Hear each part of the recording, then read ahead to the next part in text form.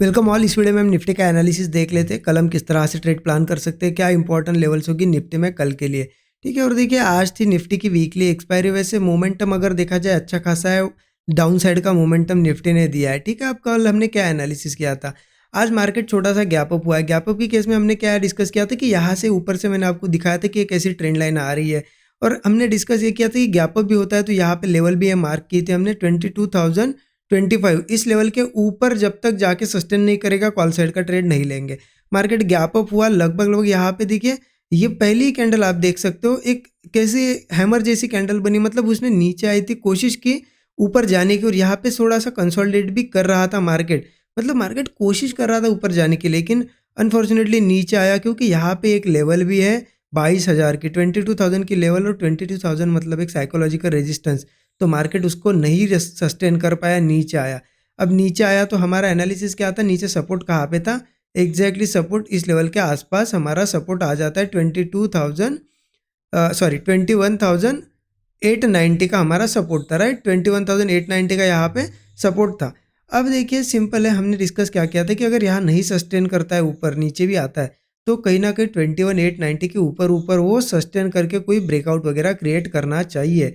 Market क्या किया, देखिए धीरे धीरे ऊपर तो सस्टेन नहीं किया, धीरे धीरे नीचे आया और इस लेवल के आसपास आया, यहाँ से सपोर्ट लेने की कोशिश की। लेकिन देखिए कुछ क्राइटेरिया रहता है। एक तो मार्केट यहाँ पे कंसोलिडेट वगैरह करके ब्रेकआउट दिया, हैमर कैंडल वगैरह बने, तो यहाँ ऐसी कोई स्ट्रांग हैमर नहीं बनी। हाँ ये एक कैंडल है, हैमर जैसी बनी थी, नीचे आई, थोड़ा यहाँ पे क्लोज हुई, लेकिन इतनी क्लियर हैमर नहीं थी। लेकिन हो सकता है कुछ लोगों ने यहाँ पे ट्रेड प्लान किया होगा कि चलो 21,890 पे आया भी है और यहाँ पे इस कैंडल को ऊपर ब्रेक किया, तो कॉल प्लान किया होगा, तो उनका अनफॉर्चुनेटली आज एसएल चला गया होगा, क्योंकि यहाँ पे वोलेटिलिटी भी बहुत थी। आपने देखा आज एक तो आरबीआई की मॉनेटरी पॉलिसी थी, बैंक निफ्टी भी आप देखोगे बड़ी कैंडल बन रही थी, फिर उसके बाद अपोजिट उतनी ही कैंडल बन रही थी, तो वोलेटिलिटी और ऑप्शन के प्रीमियम बहुत ज़्यादा मूव कर रहे थे। ठीक है, तो यहाँ पे लिया होगा तो उनका तो एसएल चला गया होगा।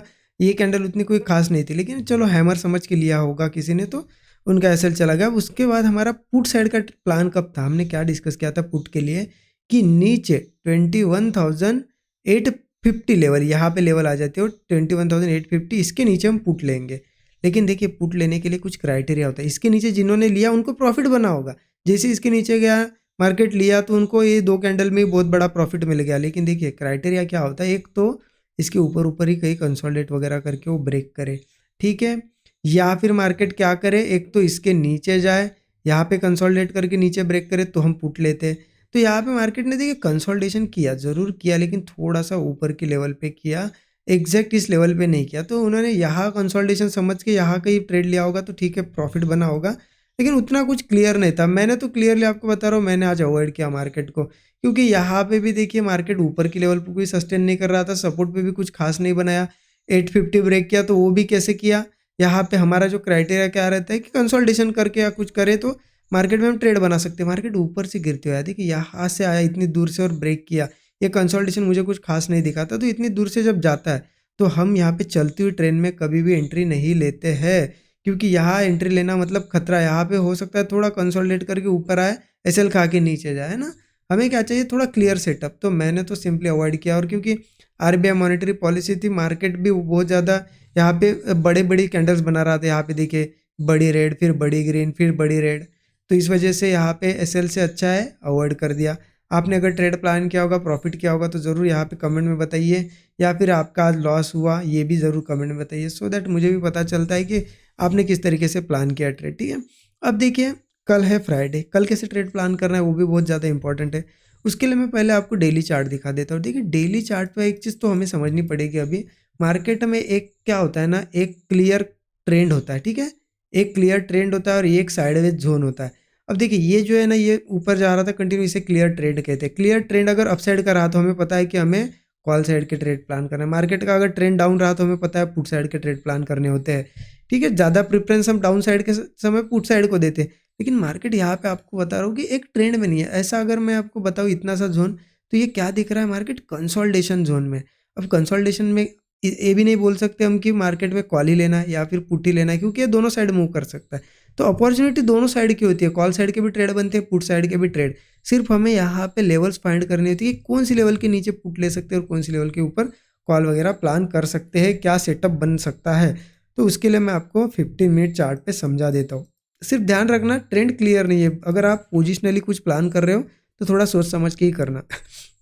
अब देखिए कहीं ना कहीं मार्केट ने एक तेज़ यहाँ पे 15 मिनट चार्ट ओपन किया, फास्ट यहाँ पे सेलिंग दिखाई थी, फिर थोड़ा सा सपोर्ट लिया और फिर यहाँ पे नेक्स्ट टाइम जब ये सेलिंग आई ना तो ऐसी नहीं थी, आप देखना कितनी धीरे धीरे आई और ये 2 कैंडल में फिर से रिकवर करने की ट्राई की। तो यहाँ पे एक सपोर्ट जोन निकल के आता है, ये 21,710 लेवल। अगर कल यहीं पे ओपन होता है और मार्केट सस्टेन कर जाता है तो समझ लेना कहीं ना कहीं ये सपोर्ट लेने की कोशिश कर रहा है और ब्रेकआउट अगर आता है तो कॉल साइड का ट्रेड हम प्लान करेंगे, 15-20 पॉइंट का स्टॉप लॉस देंगे और 1:3 के आसपास टारगेट रखेंगे अप साइड का, ठीक है, यहाँ अगर ओपन होता है तो। क्योंकि इसके नीचे अगर जाता है, इन केस देखिए इसके नीचे जाता है तो फिर वीकनेस आएगी, तो इसके नीचे के लिए क्या है ना, मार्केट गैप डाउन होना चाहिए। यहाँ से वो नीचे जाता है तो फिर पॉसिबिलिटी कम है। अगर मार्केट गैप डाउन होता है 21,710 के नीचे और वो थोड़ा यहाँ पे सस्टेन वगैरह करके थोड़ा ब्रेकआउट बनाता है ना, तो फिर हम पुट साइड का ट्रेड भी ले सकते हैं। स्टॉप लॉस इतना ही 15-20 पॉइंट का टारगेट 1:3 के आसपास रख सकते हैं, क्योंकि इसके नीचे फिर सपोर्ट एक आ जाएगा। यहाँ पे लगभग वो सपोर्ट लेवल है 21,635 की एक सपोर्ट लेवल है, ठीक है। और इसको भी अगर ब्रेक करता है तो फिर मार्केट लगभग नीचे का सपोर्ट आ जाता है 21,515 का, ठीक है। तो ये क्लियर हो गया आपको कि इसके नीचे डाउन साइड हम जा सकते हैं अगर गैप डाउन होता है और यहीं पे थोड़ा करेक्शन वगैरह करके ब्रेकआउट देता है तो। अगर देखिए सीधा गैप डाउन सपोर्ट पे होता है तो फिर यहाँ पे पुट मत लीजिए, हो सकता है थोड़ा बहुत यहाँ पे कंसोलिडेट करके ब्रेकआउट बनाए, एक आध बाउंस दे दे फिर नीचे आए। इसके नीचे अगर ओपन होता है तो फिर हम कंसोलिडेशन वगैरह के बाद पुट जरूर ले सकते हैं, ठीक है। डाउन साइड का आपको क्लियर हो गया होगा कि कहाँ कैसे ट्रेड प्लान करना है। अब देखिए जैसे मैंने आपको बताया यहाँ पे मार्केट सपोर्ट लेने की कोशिश कर रहा है, ठीक है, सपोर्ट पे है। अगर मार्केट गैप अप वगैरह होता है तो फिर आप ध्यान रखना कैसे ट्रेड करना है। अगर गैप अप होता है और मार्केट थोड़ा सा करेक्शन कर जाता है और उसके बाद वो एक लो बना लेता है, ठीक है, एक स्विंग बना लेता है और उसको ब्रेक नहीं कर पाता है, ऐसे ही कंसोलिडेट वगैरह करके ऊपर ब्रेक करता है, तो कॉल ज़रूर प्लान करें क्योंकि सपोर्ट लेने की कोशिश कर रहा है मार्केट। यहाँ पे कॉल लेंगे 15-20 पॉइंट का स्टॉप लॉस 1:3 का टारगेट, ठीक है। ये तो हो गया यहाँ पे अपसाइड के लिए। लेकिन ध्यान रखना यहाँ पे ऊपर रेजिस्टेंस भी है, रेजिस्टेंस कहाँ पे आ जाते हैं 21,930 का एक लेवल है, 21,960 का और फिर 22,000 तक भी मार्केट जा सकता है, जहाँ से आज मार्केट ये सेलिंग दिखाई ना 22,000 वहाँ तक। तो सिर्फ ध्यान रखना बहुत बड़ा गैप अप वगैरह होता है रेजिस्टेंस के पास तो फिर कॉल मत प्लान करना, थोड़ा उसके ऊपर सस्टेन करेगा तभी कॉल प्लान करना। हाँ और एक चीज़ मैं आपको बता देता हूँ, देखिए जैसे कि मार्केट सपोर्ट लेने की कोशिश कर रहा है यहाँ पे, जैसे मैंने बताया आपको अगर गैप अप होता है रेजिस्टेंस के नीचे नीचे गैप अप होता है कहीं, यहाँ पे अगर वो स्विंग बना लेता है एक और कंसोलिडेट करके ब्रेकआउट देता है तो वो चलना चाहिए ट्रेड, वो तेज़ी से मुंह देना चाहिए, टारगेट देना चाहिए। अगर वो किसी केस में थोड़ा सा मुंह दे के अगर फेल होता है और हमारा एसएल ले लेता है तो हमें पोजीशन कन्वर्ट करनी पड़ेगी, क्योंकि मार्केट यहाँ से अगर ये ऊपर नहीं जा पाता है, फेलियर आता है ना, वो सीधे 635 तक आएगा। कहाँ तक आएगा? सीधे 635 तक। तो यहाँ अगर हम कोई कॉल साइड का ट्रेड ब्रेकआउट पे प्लान करते हैं और हमारा अगर एसएल चला जाता है तो हम पोजीशन यहाँ पे क्या करते हैं, हमारी रिवर्स कर सकते, सीधा यहाँ तक का टारगेट हमें मिल सकता है, पुट साइड ले सकते, स्टॉप लॉस वही रखेंगे 15-20 पॉइंट का टारगेट, फिर यहाँ तक का रख सकते या फिर 1:3 भी रख सकते। सिर्फ ध्यान रखना अगर हमें 2 ट्रेड प्लान करने हैं और आपकी रिस्क अगर लिमिटेड है तो आप क्या कर सकते हो, पहले ट्रेड में थोड़ी स्मॉल क्वांटिटी लेना, ठीक है, क्योंकि अगर एसएल जाता भी है तो वही क्वांटिटी मतलब स्मॉल क्वांटिटी लोगे। अगर देखिए मैं एग्जांपल लेता हूँ, अगर आपके 10,000 की रिस्क है, ठीक है, तो एक ट्रेड में मत लीजिए, आप क्या करिए बुलिश साइड का अगर ट्रेड बनता है तो 5,000 की रिस्क लेंगे हम लोग। अगर चलता है तो ठीक है, जितना प्रॉफिट मिले प्रॉफिट भी कम ही होगा, लेकिन अगर अपोजिट जाता है तो जो बची हुई 5,000 की रिस्क है आप पुट साइड का ट्रेड में ले सकते हो। लेकिन देखिए कभी भी 2 ट्रेड प्लान करो, आप 4 ट्रेड प्लान करो इंट्राडे में, एक दिन में चलेगा, लेकिन रिस्क लिमिट जो है ना आपकी ज़्यादा बढ़नी नहीं चाहिए। अगर आप एक दिन में जितना, अगर कोई बिगिनर है अगर 1,000 का लॉस करता है एक दिन में, तो उसने उसके हिसाब से 2 ट्रेड प्लान करो, लेकिन 500 की रिस्क लो, ठीक है। आप क्या करते हो ना, ज़्यादा ट्रेड लेने के चक्कर में रिस्क बढ़ा देते हो और फिर लॉस इतना कर देते हो कि वो पूरा मंथ रिकवर भी नहीं हो पाता, ऐसा नहीं करना है, ठीक है। आई होप आपको चीज़ें समझ में आई होगी। देखिए वीडियो अच्छा लगा ज़रूर यहाँ पे लाइक कर दीजिए, चैनल को सब्सक्राइब करके बेल आइकन प्रेस कर दीजिए। Thank you so much.